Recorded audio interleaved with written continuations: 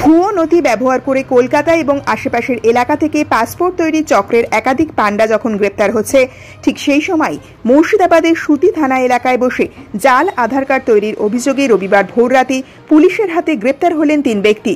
আজ ভোররাতে সুতি থানার পুলিশ গোপন সূত্রে খবর পেয়ে নূরপুর এলাকায় একটি দোকানে অভিযান চালায়। সেখান থেকে গ্রেপ্তার করা হয় ইসমাইল শেখ, আকবর আলী এবং মনোজ কুমার মণ্ডল নামে 3 ব্যক্তিকে।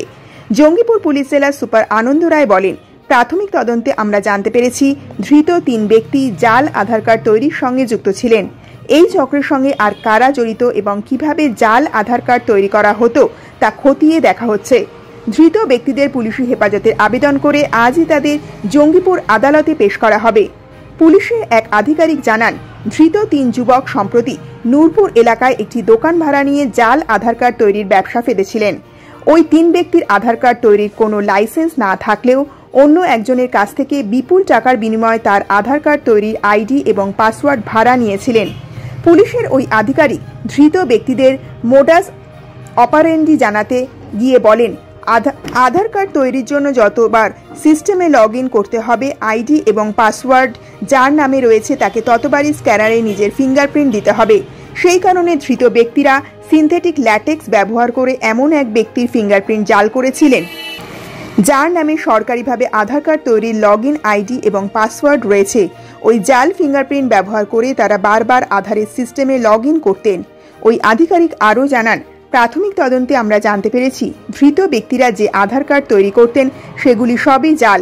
যে ব্যক্তির জন্য আধার কার্ড তৈরি করা হচ্ছে, জাল কার্ডে তার ছবি এবং ঠিকানা থাকলেও 12 সংখ্যার যে ইউনিক নম্বর ছাপা থাকত তা ইতিমধ্যেই অন্য কারোর জন্য বরাদ্দ হয়ে রয়েছে।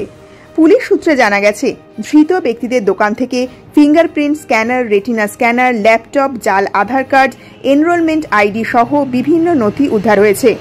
প্রসঙ্গত, সম্প্রতি অসম এবং রাজ্য পুলিশের এসটিএফ এর যৌথ অভিযানে মুর্শিদাবাদের হরিহরপাড়া এবং নওদা থানা এলাকা থেকে এবিটির যে 4 জন জঙ্গি গ্রেপ্তার হয়েছে তাদের মধ্যে আব্বাস আলীর নামে এক জঙ্গি বাংলাদেশের বাসিন্দা বলে জানা গেছে।